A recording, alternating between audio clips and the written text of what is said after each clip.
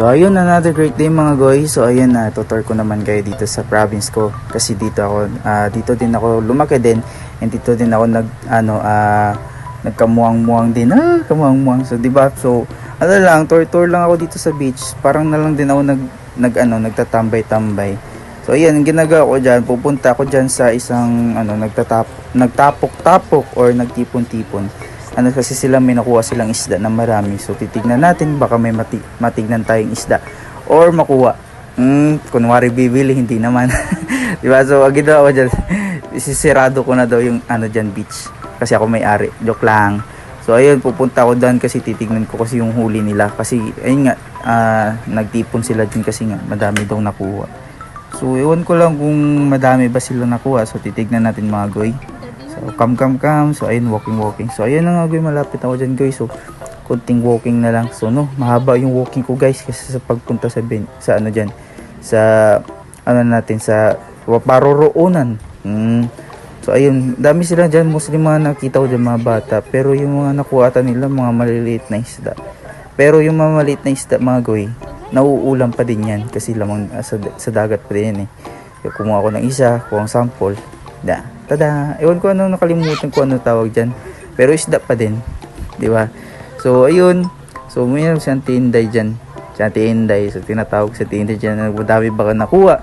So, yun. Tinuro ko pa dun kasi yung kabila. Kasi nga, balde-balde yung nila nadala. So, another video naman mga goy. So, ayun. Nagkain kami ng saging dyan. Another video yan mga goy. So, saging lang that time. So, ayan. So, nakita ko din isa sa mga nakasama ko din sa mga childhood ko dito. So ayun, hindi na ako kaya sa bike guys kasi sobrang laki ko na daw. Para na daw akong kumakain ng feeds. So another video mga goy. So ayun, yun yung ganda ng probinsya ng Santos Baybay. So kay ganda ng dagat guys. So medyo wala pa yung dyan, sunset kasi makuling may ulap. Pero maganda dito guys. Kaya sa mga taga dito lang sa Santos, so ligo na kayo dito para makita niyo ako. Charing. Diba? So, ayan. Ay mga ganda ng beach dyan, guys. Magaling ako kumuha ng video. Char. So, ayan. Kinuhanan ko pa video yan si kuya. So, ayun. Dyan siya dyan.